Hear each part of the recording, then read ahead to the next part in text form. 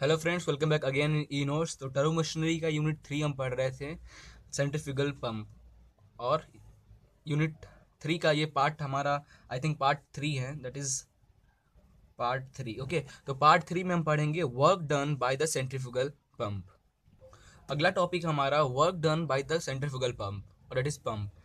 तो कितना work done होता है पंप पे, पंप के कारण कितना वर्क डन प्रोड्यूस होता है, ये सब हम यहाँ पे देखेंगे। ठीक है, हम तो उसके लिए एक फिगर हमने बनाया। ये हमारा इम्पेलर रिंग है, इम्पेलर पे हमारा ये ब्लेड्स लगे हुए हैं, वेन्स है। ठीक है, ये इम्पेलर रिंग है, उस पर हमारा when means number of blades ऐसे ऐसे लगे हुए हैं। ठीक है, अब हम देख रहे हैं इनलेट और आउटलेट कंडीशन देखेंगे। तो ये वाटर का इनलेट हुआ पंप में और वाटर का आउटलेट हुआ यहाँ से पंप में। तो आप गौर करोगे, टरबाइन में जब हम लोग वेन्स बनाते थे तो ऐसा कुछ बनाते थे। ठीक है, बनाते थे ताकि लिक्विड आए और ऐसे हमारा बाहर निकले। ठीक है, लेकिन पंप का काम क्या है, पंप में हम उसका अपोजिट, हमारा लिक्विड ऐसे आता है और फिर अंदर की ओर जाता है ताकि वो सक्शन क्रिएट करे, केसिंग के अंदर सक्शन क्रिएट करे, तभी तो वो अपने वाटर को बाहर से सक करेगा और एटमॉस्फेयर में फेंकेगा। ये कंडीशन होता है हमारे पंप में। सक्शन क्रिएट करने के लिए हम उसका ब्लेड्स अपोजिट डायरेक्शन में बनाते हैं। ठीक है, तो यहाँ पे आप देखोगे, ये सेंटर हमने लिया इस रिंग का, ये सेंटर यहाँ से हमारा जो फर्स्ट लाइन है इसका रेडियस है R1, यहाँ से आउटर लाइन है उसका रेडियस है R2। तो कोई जरूरत नहीं पड़ेगी इसकी, फिर भी देखते हैं। ठीक है, अब देखो ये है हमारा U1 वेलोसिटी ट्रायंगल डायग्राम। ठीक है, ये हमारा U1, U1 is the inlet means when कितना आपका मूव कर रहा है, that is U1 velocity of, U1 is the velocity of when. ठीक है, V1 is the velocity of water जो कि एंटर हो रहा है, या फिर यहाँ पे जेट नहीं बोल, इसलिए मैं जेट नहीं बोल रहा हूँ। वहाँ पे हाई स्पीड से वाटर आता था, टरबाइन से टकरा, टरबाइन को रोटेट करा था। बट यहाँ पे क्या है कि वाटर नॉर्मल आ रहा है, हमारा ब्लेड्स वाटर की स्पीड बढ़ाकर यहाँ पे आउटलेट में स्पीड बढ़ा रही है, वाटर के प्रेशर बढ़ा रही है। ठीक है, तो इसलिए हम यहाँ पे बोल रहे हैं वाटर हमारा V1 स्पीड से हमारे इस पे आकर स्ट्राइक कर रहा है, therefore V1 is equal to VF1। ठीक है, क्योंकि हॉरिजेंटली आ रहा है, और रिलेशन बिटवीन U1 और V1 हमारा होता है VR1।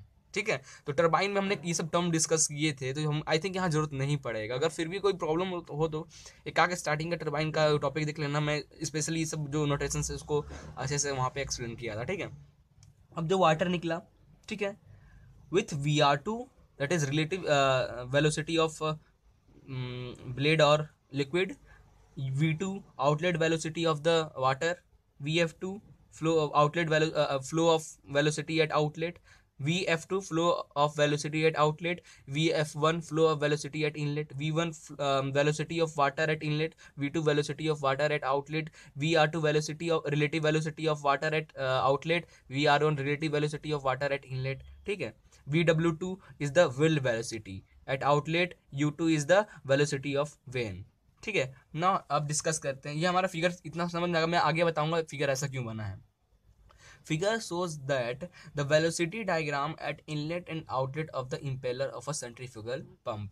इनलेट और आउटलेट वेलोसिटी डायग्राम हमारा ये फिगर बता रहा है। ठीक है, centrifugal pump is a turbo machine. ठीक है, सेंट्रीफ्यूगल पंप क्या है, एक टर्बो मशीन है हमारा। Now Euler's turbine equation can be use here. अब हम प्रूफ करने के लिए यूलर्स टर्बाइन इक्वेशन यूज करेंगे, because the pump is turbo machine. Okay, तो टर्बो मशीन में हम ज़्यादातर यूलर्स टर्बाइन इक्वेशन ही यूज़ करते हैं। तो स्टार्टिंग में हमने यूलर्स टर्बाइन इक्वेशन पढ़ा था, तो देख लेना यूनिट 1 में इसके। Now we have work done is equal to work done on the water by the impeller. WD is the work done on water by the impeller. Therefore, work done is equal to VW2 U2 minus VW1 U1 upon G। ये हमारा work done हो जाएगा centrifugal pump का। ठीक है, क्योंकि outlet minus inlet, यही तो हमारा वर्क डन होगा, इसलिए हमने ऐसा लिखा। Now for maximum work done by the impeller, water should enter radially. ठीक है, फॉर मैक्सिमम वर्क डन के लिए जो वाटर अंदर आ रहा है वो रेडियली अंदर आ रहा है और एक्सियली बाहर जा रहा है। ठीक है, so that is α1 is 90 degree, α1 is 90 degree, therefore VW1 0।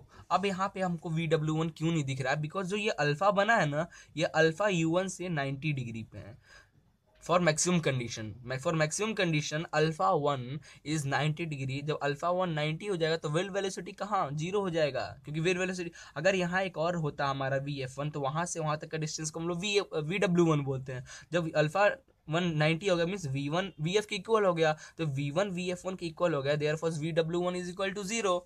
Therefore, equation 1 reduced to this equation reduced to VW2 U2 upon G is the work done of the pump। तो मेन फॉर्मूला हमारा यही है, कुछ ज़्यादा नहीं था इस टॉपिक में, ज़्यादा डिस्कस करने के लिए है ही नहीं। हमें फिगर समझना था, फिगर ऐसा क्यों बना, ठीक है, और इसका वर्क डन क्या होगा। नाउ पावर, वर्क डन हमने निकाल लिया। अब पावर का फॉर्मूला होता है work done into rho into discharge. Okay, therefore power is equal to work done that is VW2 U2 upon G rho Q। Okay, where Q is the discharge, ठीक है, Q क्या है हमारा discharge. मैं actually यहाँ पे थोड़ा zoom करता हूँ ताकि आपको यहाँ पे टर्म्स अच्छे से दिख जाए।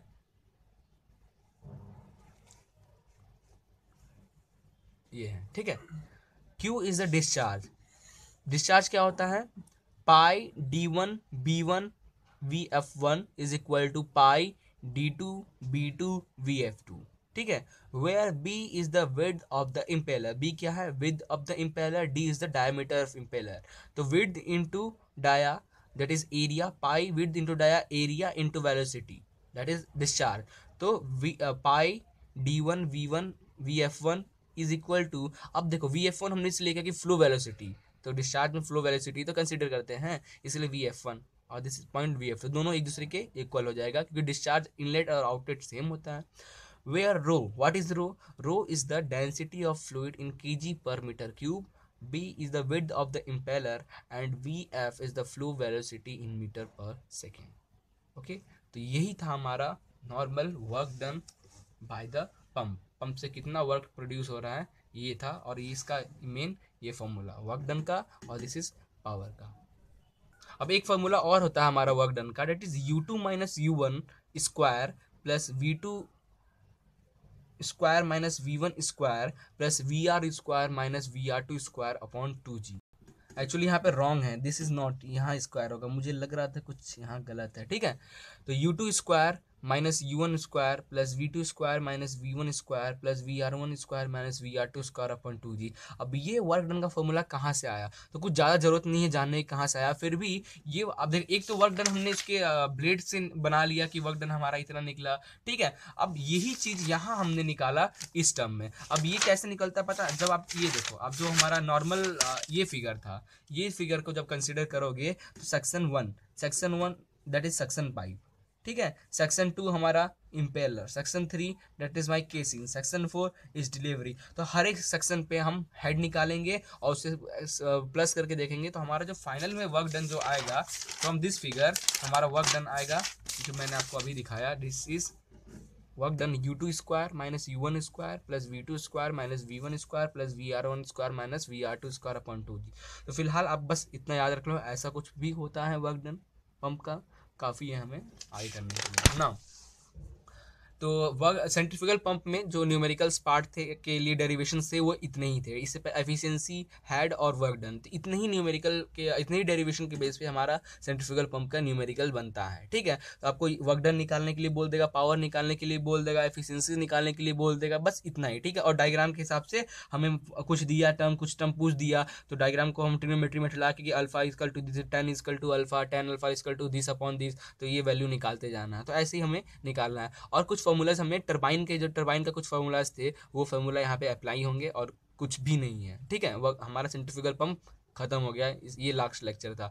अब एक दो टॉपिक और आता है, बहुत इजी है, आप चाहो तो बुक से पढ़ लेना, that is cavitation and multi stage arrangement. Multi stage arrangement कैसे करते हैं, और कैविटेशन, मिनिमम 5 से 10 मिनट का, ये 5 से 10 मिनट का लेक्चर है, आप चाहो तो खुद से पढ़ के देख लेना, नहीं तो मैं खुद बता दूंगा, ठीक है। कैविटेशन क्या होता है, ये टॉपिक था हमारा, क्योंकि सिलेबस में कैविटेशन टॉपिक है, और मल्टी स्टेज अरेंजमेंट कैसे करते हैं, ठीक है।